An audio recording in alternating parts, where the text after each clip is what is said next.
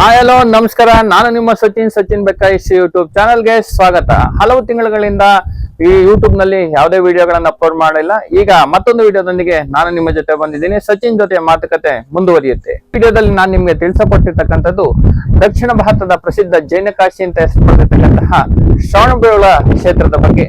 ಶ್ರವಣಬೆಳಗೊಳ ಕ್ಷೇತ್ರದ ಐತಿಹಾಸಿಕ ಹಿನ್ನೆಲೆಯನ್ನು ಗಮನಿಸಿದಾಗ ಕ್ರಿಸ್ತಪೂರ್ವ 3ನೇ ಶತಮಾನಕ್ಕೆ ಹೋಗುತ್ತೆ.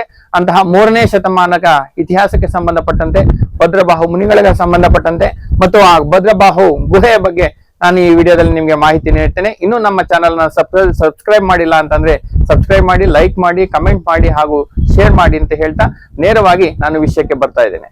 ಸ್ನೇಹಿತರೆ, ಈಗ ನಿಮಗೆ ಕಾಣ್ತಾ ಇರ್ತಕ್ಕಂಥದ್ದೇ ಶ್ರವಣಬೆಳಗೊಳದ ಚಂದ್ರಗಿರಿ ಬೆಟ್ಟ. ಈ ಬೆಟ್ಟದ ಮೇಲೆ ಬಸದಿಗಳು ಇರ್ತಕ್ಕಂಥದ್ದನ್ನು ನಾವಿಲ್ಲಿ ಗಮನಿಸಬಹುದು. ಸುಂದರವಾಗಿರ್ತಕ್ಕಂತಹ ವಾತಾವರಣದಲ್ಲಿ ಈಗ ನಿಮಗೆ ಕಾಣ್ತಾ ಇರ್ತಕ್ಕಂಥದ್ದೇ ಭದ್ರಬಾಹು ಗುಹೆ. ಈ ಭದ್ರಬಾಹು ಗುಹೆ ಅತ್ಯಂತ ಸುಂದರವಾಗಿರ್ತಕ್ಕಂತಹ ಸರಳವಾಗಿರ್ತಕ್ಕಂತಹ ಒಂದು ಅಂಕಣದ ಕಟ್ಟಡ. ಈ ಗುಹೆಯ ಮುಂಭಾಗದಲ್ಲಿ ಇರ್ತಕ್ಕಂಥದ್ದೇ ಇದು ಒಂದು ಶಾಸನ. ಈ ಗುಹೆಯ ಮುಂಭಾಗದ ಪಕ್ಕದ ಬಂಡೆಯ ಮೇಲೂ ಸಹ ಮೂರ್ತಿಗಳನ್ನ ಕೆತ್ತಲಾಗಿದೆ ಮತ್ತು ಅಲ್ಲೂ ಸಹ ಒಂದು ಶಾಸನದ ಸಾಲುಗಳು ಇರ್ತಕ್ಕಂಥದ್ದನ್ನ ನೀವು ಈಗ ಸೂಕ್ಷ್ಮವಾಗಿ ಗಮನಿಸಿದ್ರೆ ಕಾಣುತ್ತೆ. ಕುಳಿತಿರ್ತಕ್ಕಂತಹ ವಿಗ್ರಹದ ಕೆಳಗಡೆ ಶಾಸನದ ಸಾಲುಗಳನ್ನು ನಾವು ಇಲ್ಲಿ ಗಮನಿಸಬಹುದಾಗಿರ್ತಕ್ಕಂತಹ ಮುಖ್ಯ ವಿಚಾರ. ಮತ್ತೆ ಭದ್ರಬಾಹು ಗುಹೆ ಏನಿದೆ, ಈ ಗುಹೆ ನೈಸರ್ಗಿಕವಾಗಿರ್ತಕ್ಕಂತಹ ಗುಹೆ. ಈ ಗುಹೆಯ ಮುಂಭಾಗದಲ್ಲಿ 4 ಕಂಬಗಳ ಒಂದು ಕಟ್ಟಡ ಕಾಣಬಹುದು.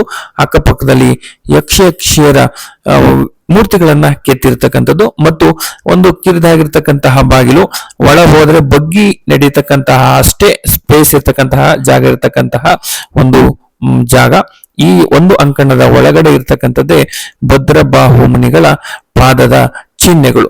ಈ ಭದ್ರಬಾಹು ಮುನಿಗಳ ಪಾದದ ಚಿಹ್ನೆಗಳು ಸುತ್ತಲೂ ವೃತ್ತಾಕಾರವಾಗಿದ್ದು ಕಮಲದಳಗಳ ಮಧ್ಯೆ ಭದ್ರಬಾಹು ಮುನಿಗಳ ಪಾದಗಳನ್ನ ಇಲ್ಲಿ ನಿರ್ಮಿಸಲಾಗಿದೆ.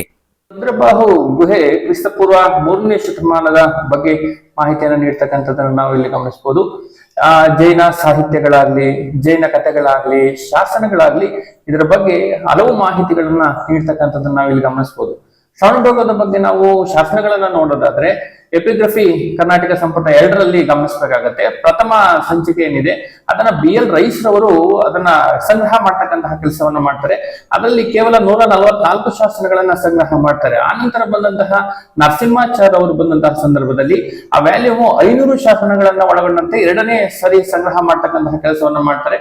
3ನೇ ಬಾರಿಗೆ 1973ರಲ್ಲಿ 3ನೇ ಬಾರಿಗೆ ಡಾಕ್ಟರ್ ಬಾರ ಗೋಪಾಲ್ ಎಂಬತಕ್ಕಂಥವರು ಸಂಪಾದಕತ್ವವನ್ನ ಮಾಡಿ ಆ ಎಪಿಗ್ರಫಿ ಕರ್ನಾಟಕ ಸಂಪುಟದಲ್ಲಿ ಸಂಪೂರ್ಣವಾಗಿ 573 ಶಾಸನಗಳನ್ನ ಒಳಗೊಂಡಂತೆ ನಮಗೆ ಮಾಹಿತಿಯನ್ನ ತಿಳಿಸುತ್ತೆ. ಚಿಕ್ಕಬೆಟ್ಟದಲ್ಲಿ 271 ಶಾಸನಗಳಿದ್ದು ಈ ಶ್ರವಣಬೆಳಗೊಳದ ಅತಿ ಪ್ರಾಚೀನ ಶಾಸನ ಭದ್ರಬಾಹು ಮುನಿಗಳಿಗೆ ಸಂಬಂಧಪಟ್ಟಂತೆ ಇರ್ತಕ್ಕಂಥದ್ದು ಒಂದು ವಿಶೇಷ. ಮಹಾವೀರನ ಮರಣದ ನಂತರ ಜೈನ ಮುನಿಗಳು ಅಥವಾ ಋಷಿಗಳಲ್ಲಿ ಒಬ್ಬರಾಗಿರ್ತಕ್ಕಂಥವರು ಭದ್ರಬಾಹು ಮುನಿಗಳು. ಉಜ್ಜಯಿನಿಯಲ್ಲಿ ಇದ್ದಂತಹ ಸಂದರ್ಭದಲ್ಲಿ ಉಜ್ಜಯಿನಿಯಲ್ಲಿ ಸತತ 12 ವರ್ಷಗಳ ಕಾಲ ಭೀಕರವಾಗಿರ್ತಕ್ಕಂತಹ ಬರಗಾಲ ಸಂಭವಿಸುತ್ತೆ ಎಂಬತಕ್ಕಂತಹ ಮಾಹಿತಿಯನ್ನ ಪಡೆದಂತಹ ಒಂದು ಪಂಗಡ, ಋಷಿ ಮುನಿಗಳ ಪಂಗಡ ಭದ್ರಬಾಹು ಮುನಿಗಳೊಂದಿಗೆ ಉತ್ತರ ಭಾರತದಿಂದ ದಕ್ಷಿಣ ಭಾರತಕ್ಕೆ ವಲಸೆ ಬರತಕ್ಕಂತಹ ಒಂದು ಘಟನೆ ನಡೆಯುತ್ತೆ. ದಕ್ಷಿಣ ಭಾರತಕ್ಕೆ ವಲಸೆ ಬಂದಂತಹ ಒಂದು ಸಮೂಹ ಅಥವಾ ಒಂದು ಸಂಘ ಏನಿದೆ ಅದು ಶ್ರವಣಬೆಳಗೊಳ ಕ್ಷೇತ್ರವನ್ನ ಆಯ್ಕೆ ಮಾಡಿಕೊಳ್ಳುತ್ತೆ. ಹೀಗೆ ದಕ್ಷಿಣಕ್ಕೆ ಬಂದಂತಹ ಆಚಾರ್ಯರಲ್ಲಿ ಪ್ರಭಾಚಂದ್ರ ಆಚಾರ್ಯರು ಇಚ್ಛಾಮರಣ ಅಥವಾ ಸಮಾಧಿ ಮರಣವನ್ನ ಹೊಂದತಕ್ಕಂತಹ ಒಂದು ಉದ್ದೇಶವನ್ನ ಹೊಂದಿದ್ರಿಂದ ಅವರು ಮತ್ತು ಅವರ ಶಿಷ್ಯರು ಇಬ್ಬರು ಸೇರಿ ಈ ಶ್ರವಣಬೆಳಗೊಳದ ಚಿಕ್ಕ ಬೆಟ್ಟ, ಇದನ್ನ ಕಳುಬಪ್ಪು ಅಂತ ಕೂಡ ಕರೀತಾರೆ, ಈ ಅತ್ಯಂತ ಶಾಂತವಾಗಿರ್ತಕ್ಕಂತಹ ವಾತಾವರಣವಾಗಿದ್ದರಿಂದ ಪ್ರಭಾಚಂದ್ರ ಮುನಿಗಳು ಸಮಾಧಿ ಮರಣವನ್ನ ಹೊಂದತಕ್ಕಂತಹ ಉದ್ದೇಶವನ್ನು ಹೊಂದಿದ್ರಿಂದ ಭದ್ರಬಾಹು ಮುನಿಗಳು ಮತ್ತು ಪ್ರಭಾಚಂದ್ರ ಮುನಿಗಳು ಇಬ್ಬರು ಸಹ ಒಬ್ಬರು ಶಿಷ್ಯರು ಮತ್ತು ಗುರುಗಳು ಈ ಚಿಕ್ಕ ಬೆಟ್ಟಕ್ಕೆ ಬಂದು ಇಲ್ಲಿ ಸಮಾಧಿ ಮರಣವನ್ನ ಹೊಂದಿದ್ರು ಎಂಬತಕ್ಕಂತಹ ಮಾಹಿತಿಯನ್ನು ತಿಳಿಸಲಾಗುತ್ತೆ. ಈ ವಿಚಾರವಾಗಿ ಕುರಿತು ಶಾಸನ ತಜ್ಞರಾಗಿರ್ತಕ್ಕಂತಹ BL ರೈಸ್ ರವರು, ನರಸಿಂಹಾಚಾರ್ಯ ಹಾಗೂ JS ಫ್ಲೀಟ್ ಇವರ ನಡುವೆ ಹಲವು ವಿಚಾರಗಳು ಚರ್ಚೆ ಆಗಿರ್ತಕ್ಕಂಥದ್ದನ್ನ ನಾವಿಲ್ಲಿ ಗಮನಿಸಬಹುದಾಗಿರ್ತಕ್ಕಂತಹ ಮುಖ್ಯ ವಿಚಾರ.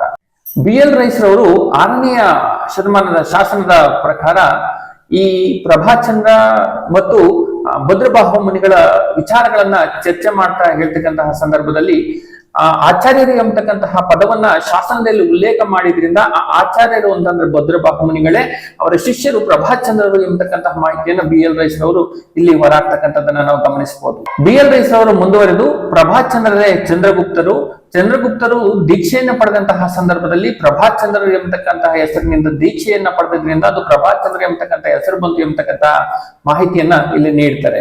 151ನೇ ಶಾಸನ ನಾಗರ ಅಕ್ಷರಗಳಲ್ಲಿ ಇದು ಭದ್ರಬಾಹು ಗುಹೆಯ ಬಂಡೆಯ ಮೇಲಿರ್ತಕ್ಕಂತಹ ಒಂದು ಶಾಸನ. ಈ ಬಂಡೆಯ ಮೇಲಿನ ಶಾಸನ ಜಿನಚಂದ್ರನು ಭದ್ರಬಾಹು ಮುನಿಗಳ ಪಾದಗಳಿಗೆ ನಮಸ್ಕರಿಸಿರ್ತಕ್ಕಂತಹ ವಿಚಾರವನ್ನ ಈ ಶಾಸನದಲ್ಲಿ ಉಲ್ಲೇಖಿಸಿರ್ತಕ್ಕಂಥದನ್ನ BL ರೈಸ್ ಅವರು ಇಲ್ಲಿ ತಿಳಿಸ್ತಕ್ಕಂಥದನ್ನ ನಾವಿಲ್ಲಿ ಗಮನಿಸಬಹುದು.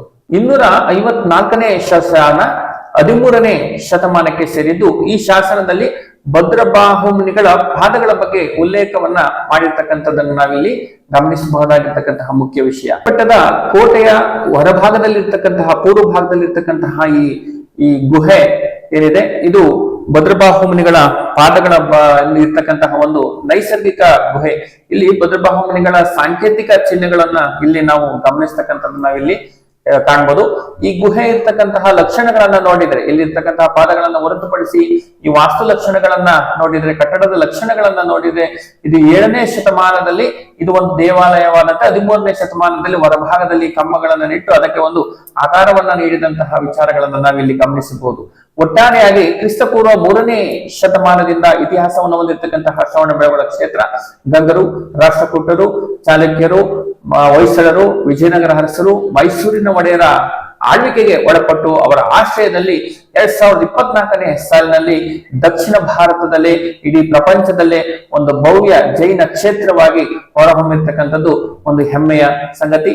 ಮತ್ತೊಂದು ವಿಚಾರದೊಂದಿಗೆ ನಾವು ಮುಂದಿನ ವಿಡಿಯೋದಲ್ಲಿ ಭೇಟಿ ಮಾಡ್ತೇನೆ. ಅಲ್ಲಿವರೆಗೂ ನಮಸ್ಕಾರ.